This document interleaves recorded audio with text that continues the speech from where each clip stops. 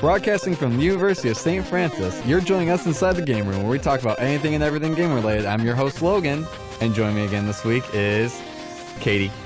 Hi, Logan. How's it going? It's going good. We're reaching the end of our semester, getting ready. Do you have any fun summer games planned?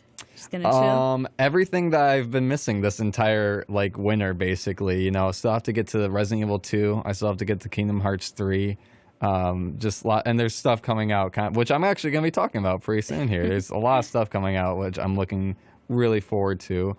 So, the games list is just stacking higher and higher and higher. But, it's been a busy week in gaming. I mean, as hopefully everyone knows, GDC was going on, and last week before that was South by Southwest. So we'll be talking about that in a little bit here. But first, like I said, I'll be talking about some of the games coming out this week. So coming out today, actually, and I'm super excited for it, is Sekiro Shadows Die Twice on the PC, PS4, and Xbox One. Now, this is from having the same problems I was having the first show. From Software. That's why I wrote down created by From Software. It's a little bit easier to say. Makers of Dark Souls and Bloodborne, you take the role of a disgraced and disfigured warrior rescued from the brink of death. Bound to protect a young lord who is a descendant of an ancient bloodline. You explore the late 1500s Sengoku Japan, a brutal period of constant life and death conflict as you come face to face with larger-than-life foes in a dark and twisted world. Unleash an arsenal of deadly prosthetic tools and powerful ninja abilities while you blend stealth, vertical traversal, and visceral head-to-head combat in a bloody confrontation. So just from watching the trailers and stuff, this looks basically just like Dark Souls, but you can grapple hook and stuff, and you can actually double jump and climb and stuff. But no, actually, what it looks more like is how do you remember Neo when that came out? I do. Remember I think it was by Team Ninja, probably. Oh, it might have been yeah. But I remember when that hit the market. Yeah, and I remember I didn't play much of it. I played the demo, and from what I got was just okay, it's like Team Ninja took Dark Souls and we're just gonna make it like our games and make it Japanese, and then From Software immediately went no, we can do that but better, and so that's what this is gonna be. But absolutely super excited for that, and that should be really good. Also coming out this week, March 26th, is MLB The Show 2019, only on the PS4. Honestly forgot that the sports games existed. Really? Yeah, I know they exist, but I'm not a big sports player fan, so. But the show is back. MLB The Show 19 brings you best of baseball. Play America's pastime your way with new game modes, expanded team building, and player customization. And this is the thing that got me. And this says an extensive personalized RPG experience. Now, what does that mean? How do you play a sports game like an RPG? I'm just confused by that statement. I think you're going to start the game off, getting to the city, and you have to work your way up to the league. And, you get to equip, different types of bats and, helmets and all that. Oh, man. That would be amazing if you bought, any sports game, really. And Madden, NHL, MLB. FIFA. You just buy them, and it's just, literally you don't even get to the actual sports game until halfway. It ends up being, a turn-based RPG or just something crazy. You're, on your way to, tryouts or something, and you have to end up, having to fight stuff with, baseball bats or something. Right. It's... Isn't that the... you ever play or see the game, was it Off? Whatever? Off? No, I have not heard of that. I think it was called that, but the main character was the dude with the baseball bat. I think that's what we're talking about. Yeah, basically. But I'm saying just it's a 50-50. It's a third turn-based RPG, a third sports game, and then why not? Let's just throw some more genres in there. A third racing. You have to race from place to place. You got to take the team bus. Yeah, yeah, exactly. That's a good idea for a game right there. Let's get on that. All right.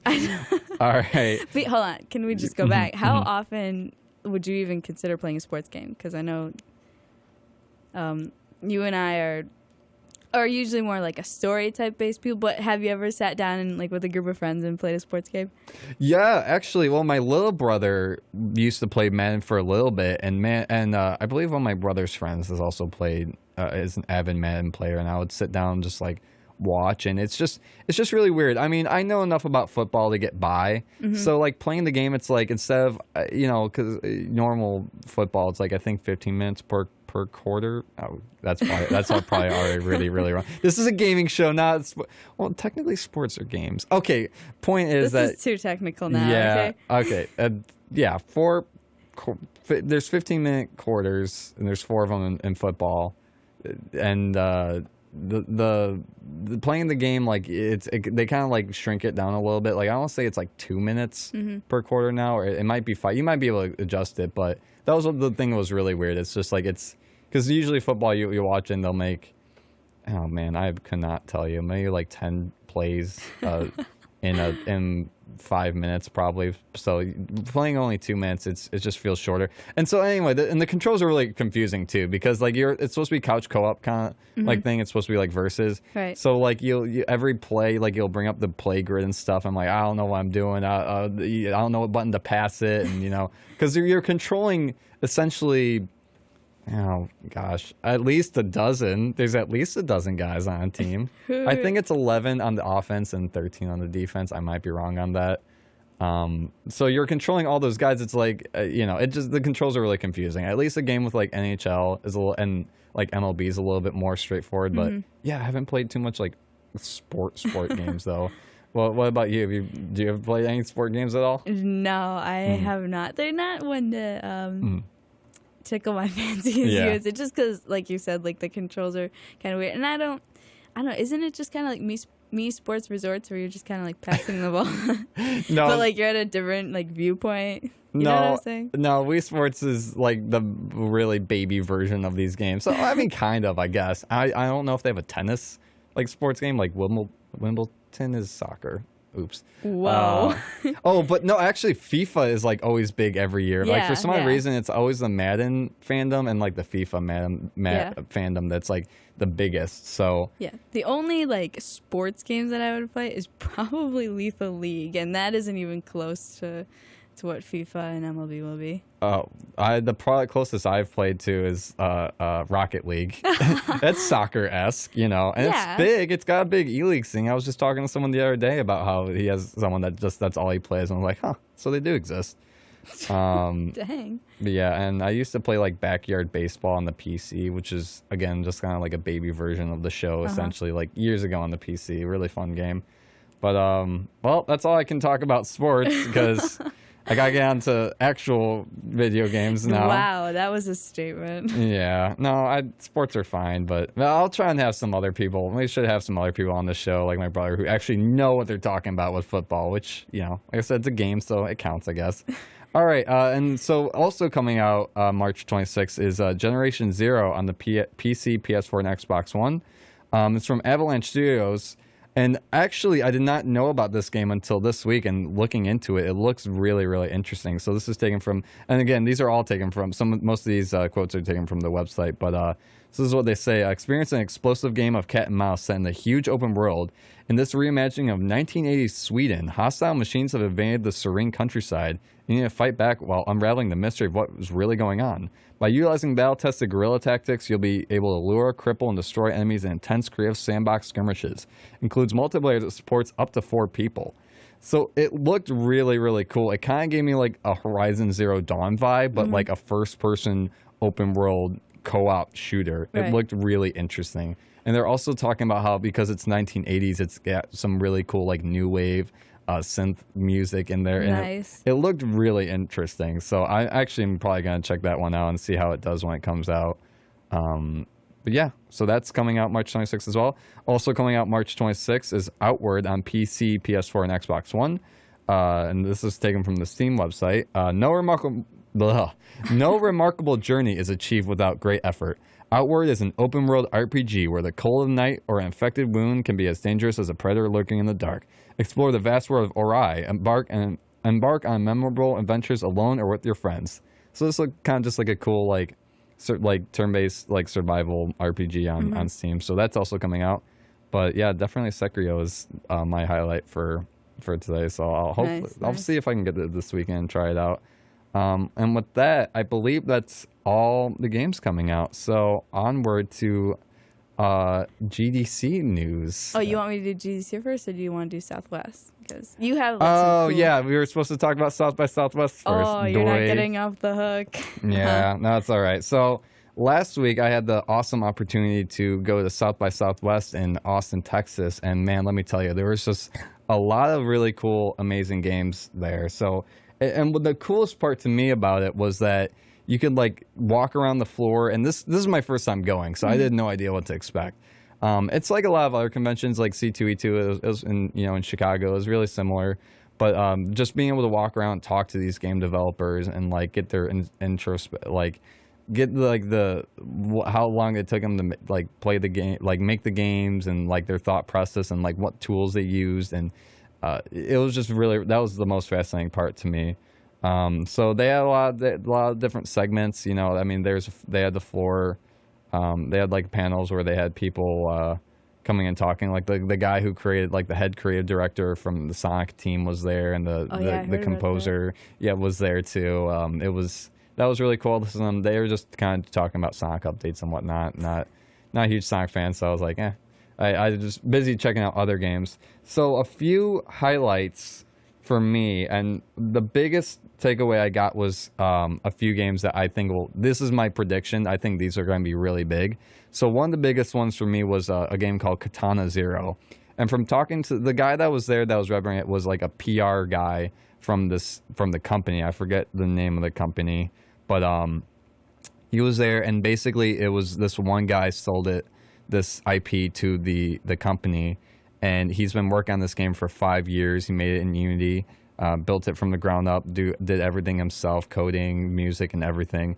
And it's basically a 2D, it's a cyberpunk like 2D hack and slash. So from what little I played, it felt like the gameplay of Hotline Miami, like transferred into like a 2D platformer action hack and slash beat 'em up. And again, it looked really beautiful. The dialogue was hilarious and really well written. And honestly, just playing like 20 minutes of it, I think it's going to be a really huge game. It's coming out, I believe, either April or May. So I'm calling it now. This thing is probably going to be really big.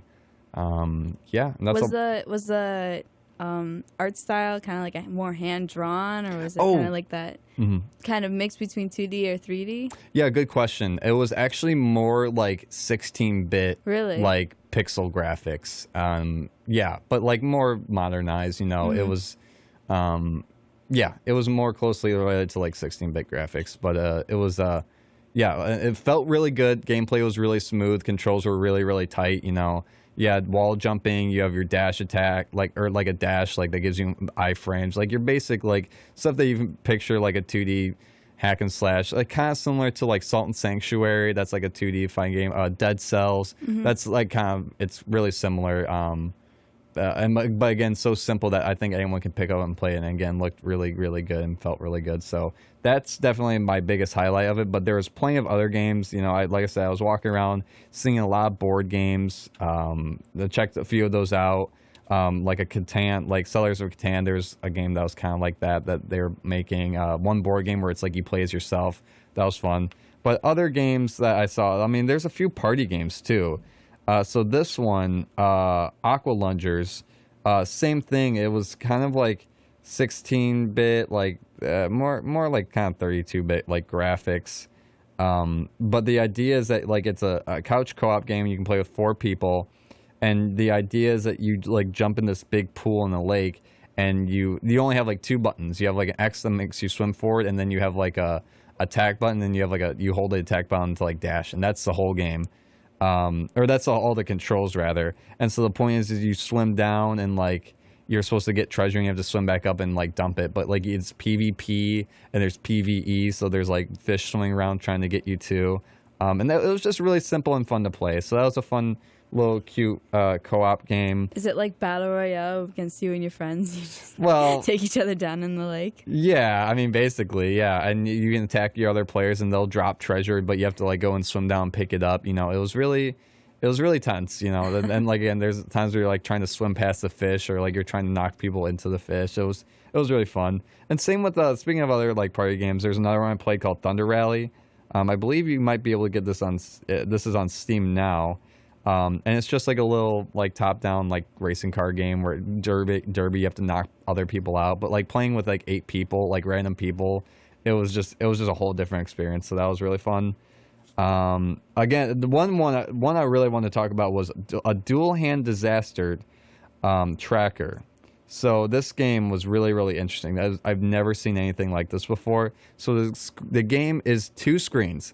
On the left, you're playing like a Galaga game where you have a little ship and it only moves left and right. On the right, you have a 3D grid that is like another ship that you move within a 3D space. And the idea is that you're playing 2 games at one time. But what you'll do is like on the right hand, the 3D ship, you'll go fly to these like supply pickups and whatnot. And as you're sitting there, it'll give you invincible, like 5 seconds invulnerability where the fireballs and stuff don't hit you. So you look on the left screen, and the idea is that you want to line up your ship to enemies, and then you can just hold the fire button down, and like it's designed so it'll take a while to shoot them, so you can focus your attention on the other game. So it's this game of like really keeping track and knowing like when to shift your focus from one game to another. And it was very, very fun. I mean, they had some advanced like details in there, like you can get upgrades and stuff like that. But that was a really fun one. So that was called Dual Hand Disaster Tracker. That one's cool. That kind of reminds me, like, it has like it's not even close. But you know the game Entwined? Oh yes. It's kind of where you're moving like both your right and your left at the same time. Now, obviously, for dual hand, it's 2 different games, right? Yes. I can't imagine. That sounds really fun. I want to try it. The thing is, like, they're kind of like intertwined with each other. Like, the idea is that like if you go and get the supplies in the right hand, like you'll be able to use the supplies in the left part of it, and like you have to be able to do certain things. So like at a certain point in the game on the right hand, like the walls get closer and closer. You have to go, at some point you have to go in the middle and reset it. Right. On the left hand, you have to like press like a button that also resets the left thing that you get from doing the right thing. So it's not like you can just look at the one screen and just play that game because like you'll need supplies from each of the other games. So it's like it's 2 games that are like connected in tandem with each other. It was really, really fun and interesting.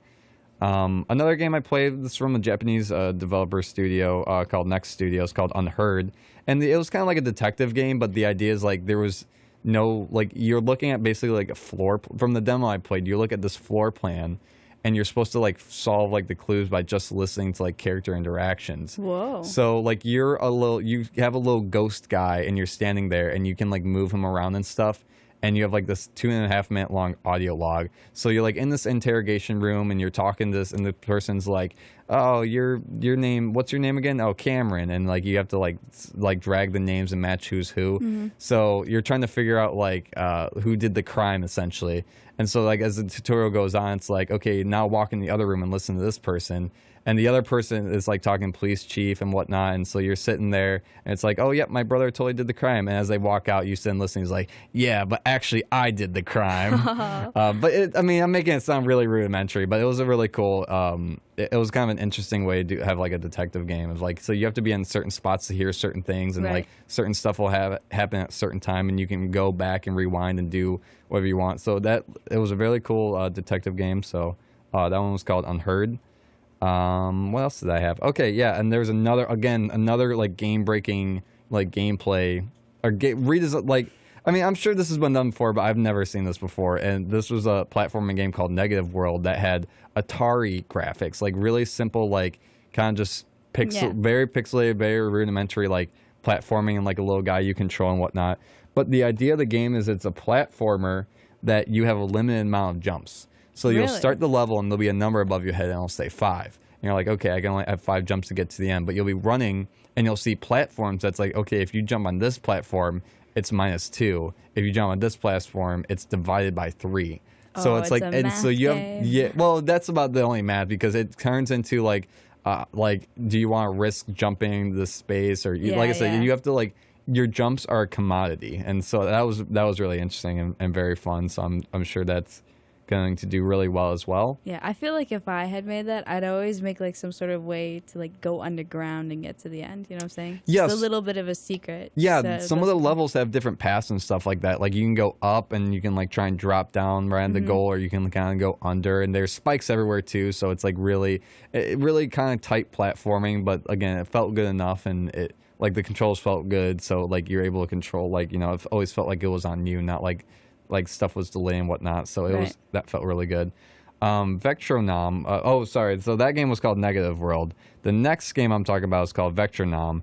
And this was another really, really interesting one where I talked to the guy about like, because this was a rhythm game, but not like any rhythm game I've played. Like it was, you play as like a cube and you're on these like floating islands, and there's like these, you know, spikes and stuff will come through the ground, but all the spikes are in time with the music. And platforms will rise and fall, so you have to like you'll have this bridge, but the bridge will like get closer, like the pieces will like fall like in time to the music. So like you have to press forward in time with the music, but it's also like a platformer. So that was very interesting, you know. And like I said, talking to the guy, he made all his beats in Ableton and he programmed it all using Fmod, like stuff like that. So that's gonna be another really cool game coming out. If anyone's a fan of Animal Crossing, I spoke to the guys at Troll House Games, and they're making a game called Crumpet Town that they said was heavily inspired by Animal Crossing. It's basically essentially Animal Crossing, but like, what's a game that has like it's got a day and night cycle, and at night there's like eldritch abominations that come out, and you have to I think fight. So it's like Don't Starve.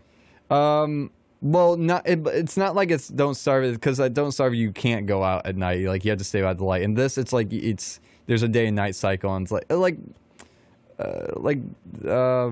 I'm blanking on the name of the game. All right, but the point is like during the day, it's like kind of like an Animal Crossing game where you have like your room and you can decorate and stuff, and you can interact with the town all around you. But at night, there's like monsters and stuff that you have to fight. And are you like the village protector? Is that what you are?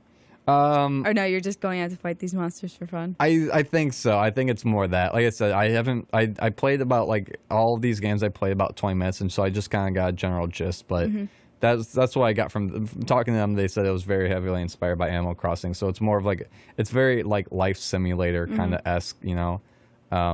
So, but like I said, if you're a fan of which I'm not, because Animal Crossing to me is like just doing chores endlessly while talking to little animal people. So, but this felt a little bit more interesting. Like there's more stuff going on.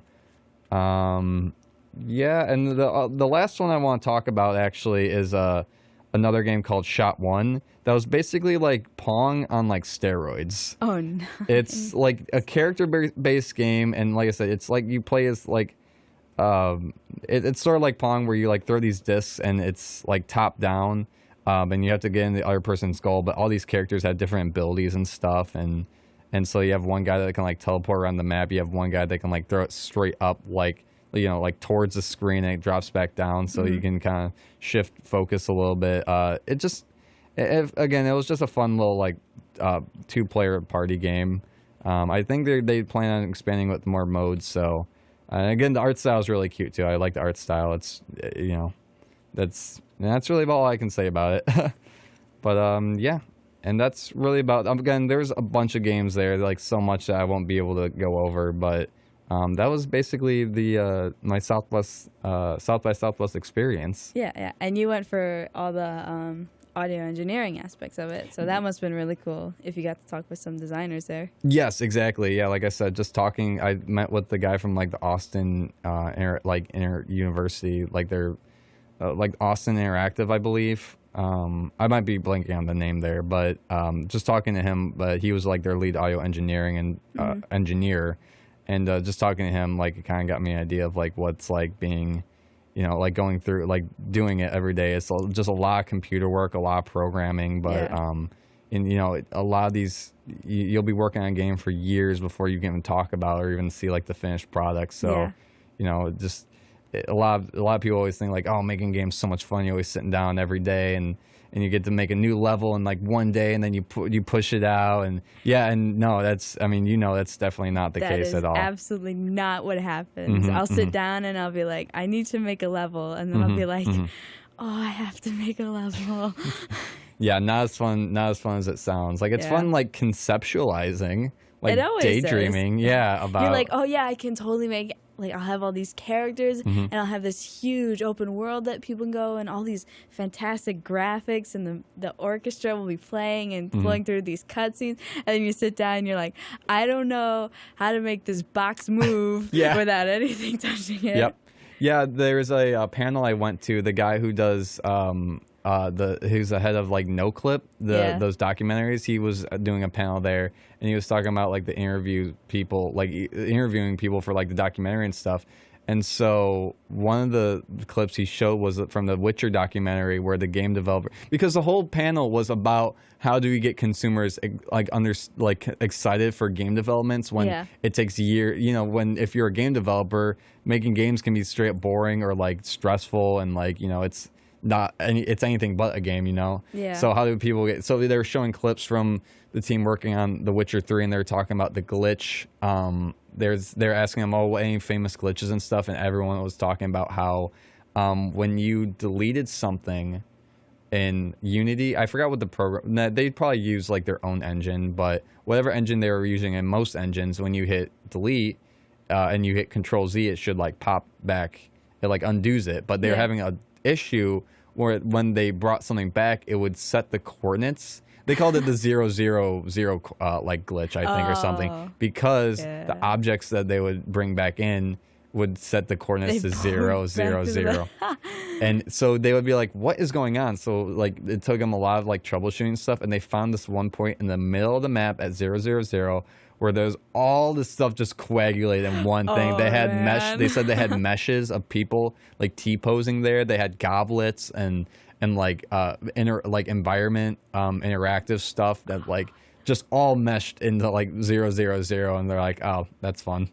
So fixing that was a pain. You just gotta carefully take all those pieces back out. Like, why did this happen? Yeah. So man, making a game is... like I said, like that was the whole idea of the panel, is they can be stressful sometimes, and and so I think that's really about all I got from South by Southwest. And that's a perfect just segue into it, because now we talk about GDC, which is Game Development Conference. Right? This is happening this week. And basically, the Game Developer Conference is when a lot of companies, or specifically developers, will go out and they'll just give a lot of panels, a lot of clinics, a lot of talks of just what they're doing and how representation matters in games, what goes into being in a team, how you can lead a team, all that. And some people go there, they can go for networking, find internships. Some people just go to, like, have fun, I guess, because they like spending $2,000 for a pass. Like, that's fun to them. Yeah. But a lot of people go to just learn from members in the industry who have been in there for years, and they're just ready to learn. So I did not have the luck of going, unfortunately, but it does take place in San Francisco all day, and then you get to party all night, and then you get up really tired. Yeah, that was my entire experience. That just seems like the convention experience. Or you usually get sick like for the week afterwards, because what do they call it? Like the con plague or the convention plague? It's called something like when you get sick after coming from a convention. I've heard people call it something. Anyway, not the point. I think that is the point. Okay, so obviously I think one of the biggest things that come out of the GDC so far is what Google had to say about their new, not their platform. It's not their console. They've specifically said that it's not a console. They call it the Stadia. Right. And all that you kind of need is the remote, and you can connect up straight through Google to like access, thousands of games online. Right. And actually, we have a little bit of an audio clip, and we can listen to that real quick. And kind of explains it a little bit more in detail from actual audio from the conference. So here we go. Here's an audio clip from the conference. Our vision for Stadia is simple. One place for all the ways we play. Imagine you are watching games on YouTube. and you discover the latest Assassin's Creed Odyssey trailer on Ubisoft's official channel on YouTube. You will notice the Play Now button. By simply clicking on that button, the player is brought directly into the game in a browser in as quick as 5 seconds. On Stadia, you just need to click on a YouTube video or link, and you can be playing your game instantly. At launch, we'll support being able to play games across desktops, laptops, TV, tablets, and phones. This new generation of gaming is not a box. With Stadia, the data center is your platform. There is no console that limits the developer's creative ideas and no console that limits where gamers can play. And here it is on a Pixelbook running the Chrome OS. There is basically no hardware acceleration on that laptop whatsoever, and the game is running directly from our data center. It's then easy and instantaneous to move that same game experience from exactly that moment onto the phone, here on a Pixel 3 XL. And as such, we're also enabling players to use your existing USB controller or mouse and keyboard when playing Stadia on a laptop or PC. But of course, we will have our own controller that has been uniquely designed to enhance the experience for the Stadia player. I'd like to introduce you to the newest member of the Google hardware family, the Stadia controller. This is your gateway to the best of Stadia. It enables you to access the full Stadia experience. And there are many advantages to the Stadia controller. And the first is that it will connect through Wi-Fi directly to the game that is running in the Google data center. The Stadia controller identifies which screen or device you want to play on and links it with your game session running in the cloud, ensuring the highest possible performance and the best experience for players. In addition to the standard functions you'd expect to see on a modern game controller, the Stadia controller features 2 very important new buttons. The capture button is for sharing and saving your game experience back out to YouTube. The gamer can choose to share their experiences starting with a click of this button to themselves, to their friends, or to the world. They are in control. And the second one is the Google Assistant button. Pressing this button allows players to immediately access the controller's built-in microphone so they can get help from the assistant for special in-game features integrated by developers. Our goal with Stadia is to help fuel developer creativity at every level. And as a new generation game platform, Stadia will, of course, embrace full cross-platform play and even bring game saves and progression across as well. When Stadia launches, we will have increased performance significantly to support resolutions up to 4K at 60 frames per second with HDR and surround sound. And in the future, we'll be able to stream games in up to 8K resolution.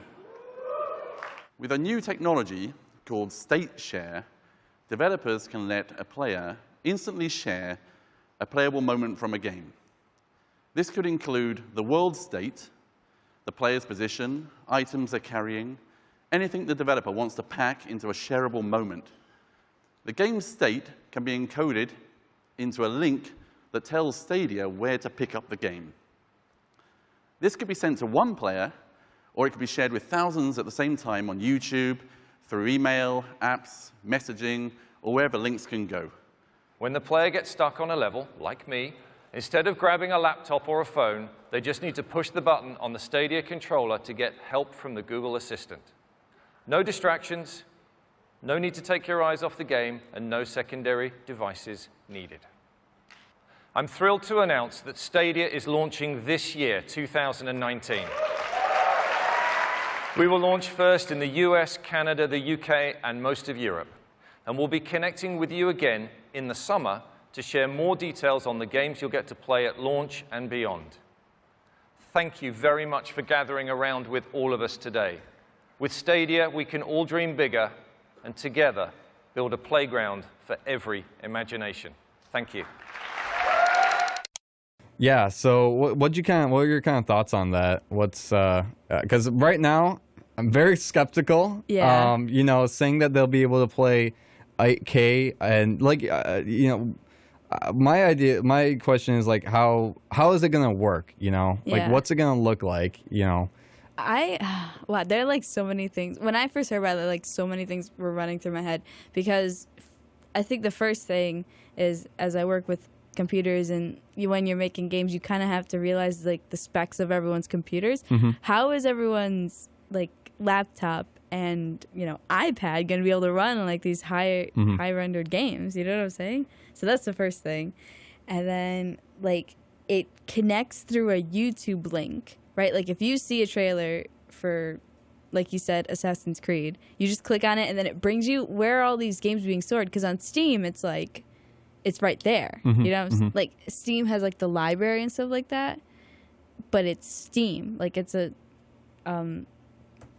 like a whole, that Steam is just separate. You know what I'm talking about? Yep. But Google has like email and you're driving. I guess they said it's connected through the cloud, but how many games can that store? Right. And so far, they only have Ubisoft is like, and that was because that was their only example they could use. Is you want to play Assassin's Creed Odyssey? No. Yeah, and it's I'm like, kidding. I do. No, I don't want. I don't want to play it either. I mean, it's fine. I'm an Assassin's Creed fan, but I just haven't been in a while. So, but that's like their only thing though. And so another thing that got me is we didn't have it in this audio clip, but they also said that they're going to be having a new title that's coming to it called Doom Eternal. Yeah.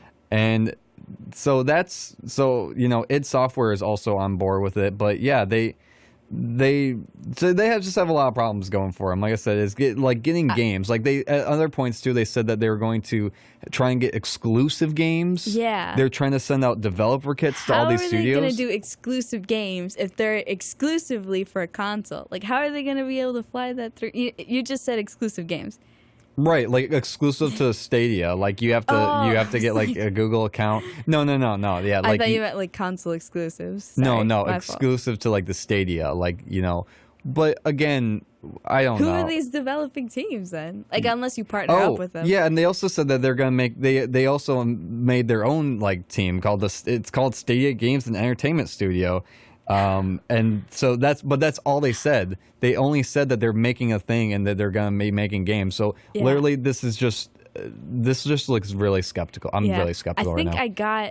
I think I saw a message somewhere, or maybe I got an email saying that like Google was still looking for people to be on this developing team too. Oh man, really? Yeah. Oh boy. But I don't know. But I think that another thing I'm thinking about is that like you have an Insta-share, right? Like you at a push of a button, you can share this thing to like they said, thousands of people. I know that there are game studios that they do not like having that done, right? So I guess like they won't be partnering up with Google, but then like what's the connection there? Yeah, I mean, and like I said, like what if you want, like, what if you're watching a YouTube video and you watch someone playing Mario Kart 8, or rather Mario Party, what's the newest Mario Party? Mario Party 20,000. You're watching someone play Mario Kart 20,000. Or you're watching a trailer for it, because all it is trailers. Or yeah, and you see someone and you're like, oh, I want to play that, and Google has to say, no, Nintendo doesn't like people streaming their stuff, so no, thank you. You can't play that one. Like or it might be one of those things where like, I know in PlayStation, like you hit certain moments where it's like cannot share this. So like maybe Google will have a partnership with Nintendo, but like you won't be able to share it with anyone. I think after I saw this, I saw some backlash from Twitch with it too. Right. Specifically from streamers, because if they're like, oh, if these people are seeing us like play, they're going to be able to join in the game and then like just take me down. And I'm like, maybe you should get better. But right, exactly. But I understand what they're saying, because if someone is just constantly like, nagging you in a game, you're like, what the absolute nut, my dude? Stop. Yeah, that would be me. Yeah. So yeah, like I said, so far I don't know. And the thing that gets me is that like they are saying, push of a button, you'll be able to share stuff instantly. I'm pretty sure that you can do that on PlayStation and Xbox One already. Yeah. Like, I do that all the time, actually. But, but it'll go straight to YouTube or it'll go straight to your social media. You can stream on PlayStation 4. I think you can stream on Xbox One, too. Straight to Twitch or straight to YouTube. it's not a really big feature that I know a Yeah. lot of people constantly using. I mean, it sounds cool if you have nothing, if you know nothing about gaming and like, and you only like watch this because like Google announced the thing. It's like, whoa, you can like put what you're doing right onto YouTube like immediately. That's so cool. Yeah. Again, not a really widely. I don't think it's a really widely used feature on Xbox or YouTube that people are like using. Like I use it for like if funny glitches happen, and I'll save it. I'll be like, look at this crazy thing that happened in the game. But I'm not like throwing it up on YouTube or whatever. And because Yeah. and most people that like are gonna be putting stuff on YouTube and Twitch have like dedicated computers for streaming games and doing stuff like that. You're Yeah. not going to be like, I'm going to go to Google Chrome and start my streaming career, you know? Yeah. I don't think this is going to be a big breakout technology that everyone's going to be Yeah. like jumping on and be like, whoa, it's cool, but have you tried the new Stadia exclusive platformer X game or whatever it's going to be? Or, you know, and don't get me wrong, I'm interested to see whether or not the Doom title they're going to have on it is what that's going to be like, but yeah. I'm interested to see what Google does, but I don't know how long Google's going to keep up with it. Like if it is like a really big market, then like obviously it'll work out for them. Great for Google, but if it doesn't, then whoa.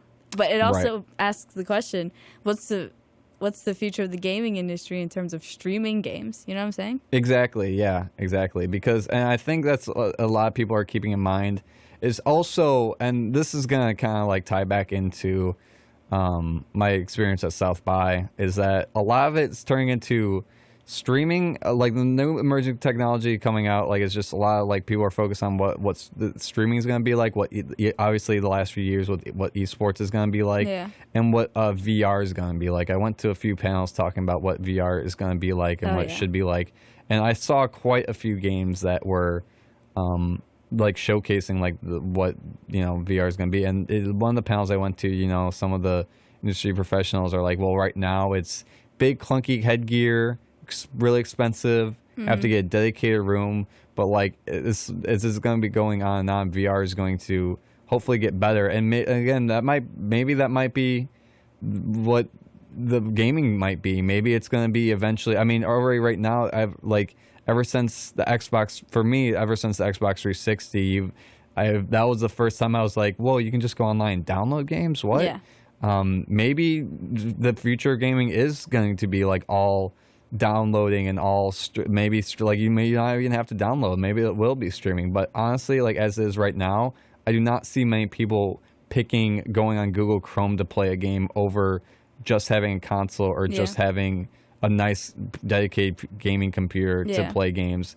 Like I just think that Sony and Microsoft and Nintendo just have such a monopoly on like gaming consoles and stuff that there's not going to be much. I just don't think this is going to pan out for Google. Like I said, I'm interested to see where it goes, and because they had do you remember that thing, the Ouya? No. Yeah, you never heard about that? I've probably at some point, but it's nothing that has. It was like stands out. It was like basically a small little box, and like it was. Oh wait, are you talking about the Steam thing? No. Oh no. Oh, and that's another thing too. Is that's what actually when I was talking to someone about the Google thing, that's what we mentioned was Steam did the exact same thing as. No, I was talking to someone different about it. Not. It was. We were talking about the Steam box, and we said, oh, this kind of feels a lot like that. Steam was like, wow, we're doing so good. Well, if you could play it on like a little box on a TV, and people were like, no, we already have it on the computer. Yeah. Oh, okay. And they had the same thing. They had their own Steam controller. They had a function you can go on Steam where you could. I'm very sure. I'm not a huge computer player, but Steam controller is there anyway, just for you, so you can hook it up to your computer. Like that's what the Steam controller does. Right, and so. Yeah, and that also, that didn't really pan out for them. So, It was really expensive. It was nice, but it was expensive. I just got one of those like USB ones you can plug in.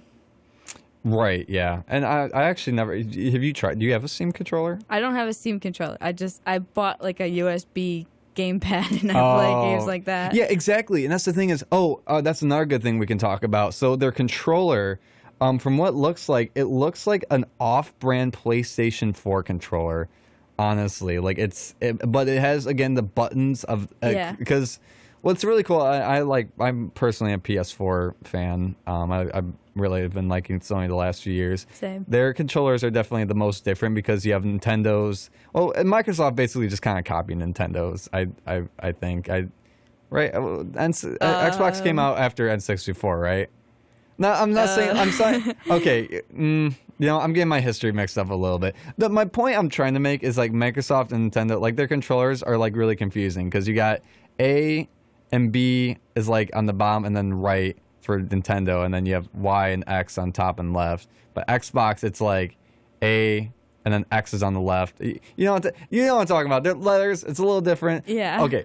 Point is PlayStation. PlayStation just has shapes. Yeah. And that's enough for your brain. Okay. Exactly.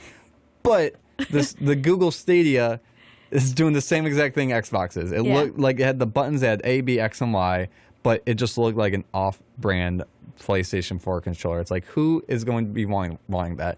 It took Nintendo, I don't know how many years before they had a real... I mean, I like the GameCube controller feels really nice, but I've had a lot of people tell me the Wii U, the Pro controller feels really good too. But it's really identical to Xbox 360 controller.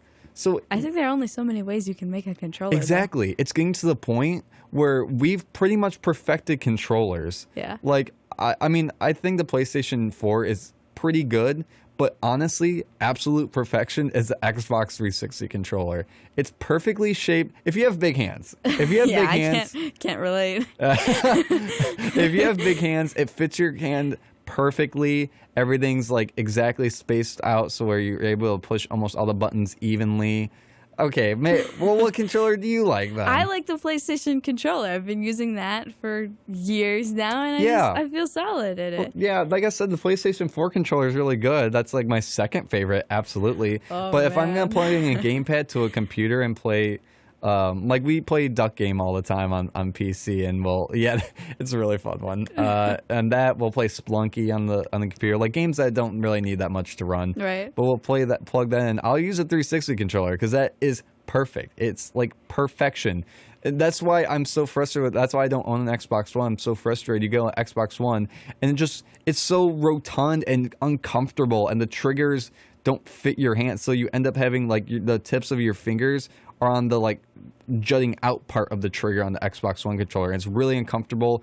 The L left and right button, it feels like you have to like dislocate your fingers like really upwards to be able to press them, you know. It's very uncomfortable. And again, it's more like rotund. I guess rotund is the best way. It's just more chunky, I guess. I have never seen someone so passionate about the game design or the design of yes, controllers. I'm looking at you right now. You're like... It's very important. I'm ecstatic right now. I'm ecstatic. No, but like literally, like, would you rather play Call of Duty on a PlayStation controller or an N64 controller? PlayStation. Right, because who wants to be... I mean, people who've been playing GoldenEye since it's came out in the 90s, like, that is not a controller for an FPS. It's a three-hand controller. Like, what was Nintendo thinking, you know? Like, my point is it's very important to have a nice controller that fits the curvatures of your hand and makes an curvature optimal... of your extremely large hands, apparently. Yeah, my hands are not that big. No, but so I get really passionate. But the point is that the Stadia, to bring it all back, the Stadia just looks like an off-brand PlayStation controller. Okay. I think I've said that 3 times now, but 3 or 4 times. That's what it looks like. But man. So that's that. Anything else? Any other comments on the Google Stadia? No, I just waiting for it to come out later this year and see what they're gonna be doing with it. Yeah, apparently this year, you know, we'll see what happens. I think the problem is they announced it and they're like trying to get a bunch of people on board, and they're like, yeah, Ubisoft said yeah, and I don't know. Ubisoft. I think that's what the CEO, I forget his name, like that's how he says. We here at Ubisoft. But wow. It's a European. No, I'm not kidding. That's exactly what they say. I know. I've seen it. Yeah, that's because they're European, so they say that. Wow. It's taken off there. No, I think that's fine. No, but yeah. Well, but that was a big point at GDC. Do you have anything else at GDC you want to talk about real quickly? Yeah, but I think going back to chunky designs, Oculus has announced that they're coming out with their next VR. Oh, really? Rift S, yeah. Oh, I didn't even know that. Cool. Yeah, it's gonna be. It's not like the sequel to the original Rift. It's more of like an upgrade. I actually wrote a paper on this recently. Oh, okay. So apparently, it's just an upgraded version of it. It's gonna have like better graphics. The way you move your head, the diagonal space is going to be pretty much the same because everyone's got like 100-degree angles for moving their heads. Don't know where that math came from. That's some brilliant scientist, and not me. But it's, I mean, it's just kind of the next step for VR in the fact of like how graphics are going to look. They had a rumor that it's going to have eventual finger tracking. Oh, really? Yeah. Oh, that's gonna be cool. So, like, they can do it when you have gloves on with the lines and the balls on your hands. Right. But like, they're slowly but surely getting to the point where you don't have to have the the controllers in your hands. Yeah. But so that's super exciting. Yeah, very cool. And that kind of brings it back to when we were talking about VR. Now, how many VR like apparatuses have you had to try out? How many? That's an interesting question. Well, have you done VR before? Yeah, I have. Okay. Like I have the Samsung VR, right? Okay. Like that came with your phone like a few years ago, and that's like cool. You just kind of sit down, and you watch everything. You can go into space, and you can see the planets and everything. Like they don't have a controller, but on the side of your head, you get to move around and stuff like that. We have a VR headset here, actually, in one of our clubs. Yeah, so we have VR nights. Yeah. What? Yeah. How come no one invites me to VR night? Because we only used it like once. It's $300 system. Well, what is which VR is it? Is it Vive, Oculus? It's the Oculus. Oh, wait, cool. no. Yeah, it should be the Oculus because it was we got it for PC. Okay. So we got like the killing floor for that, and then we just got like a nice like apartment you can throw your stuff around in. Obviously, you have the interactive just sets that you can have. So, yeah. Yeah, there's that. That's my kind of extension for. Okay. I've been to Unity and I've seen their stuff how they work in VR with their engine. Got to play around with that once. Right.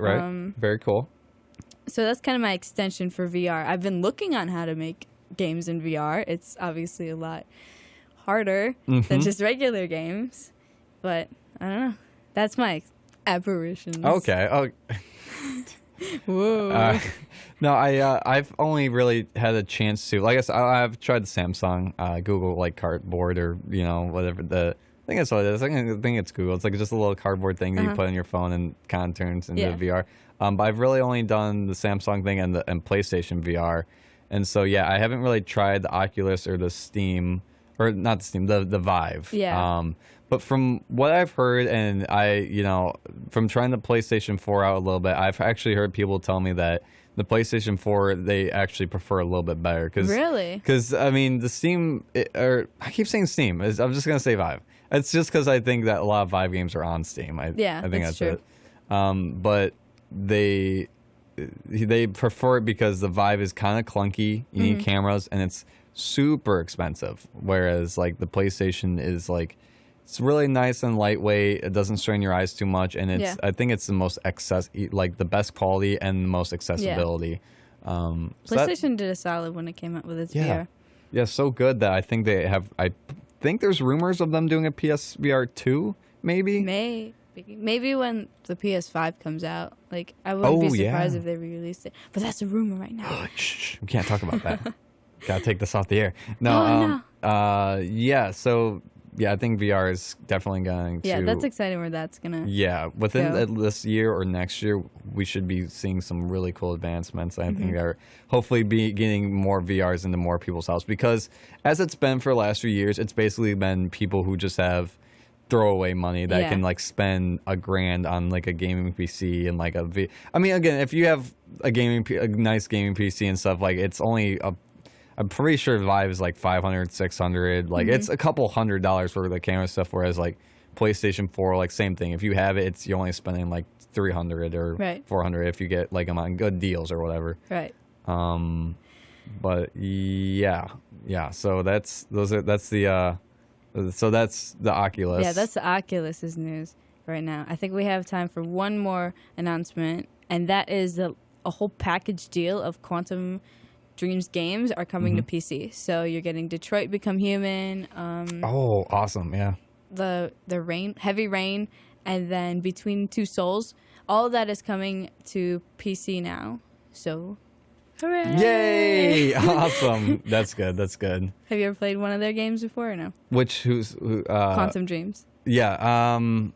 You said Detroit Become Human. Yeah. Rain. I've played. Oh man, Heavy Rain's so silly. Again, Okay. I don't know if I've said this on the show or not, but it's a really hot take. I really don't like most point and click like not point and click, but like Quick choose time? your own adventure games, like specifically Telltale games and Heavy Rain. That is a and, hot take. Yeah, I'm not a huge fan of them because the whole idea of the game is like if you do this choice, then it's gonna affect the rest of the game, and there's gonna be butterfly effects and all this crazy stuff. Whereas like in The Walking Dead, like at least from what I played, it doesn't affect much. It changes like whether or not if someone like quote unquote dislikes you, or it's like, you do something, it's like so and so will remember that. It just makes them say an extra line later on. Like it feels like nothing changes in the game. So and so still dies in the game. So and so still happens. Like there's nothing you can do to affect it.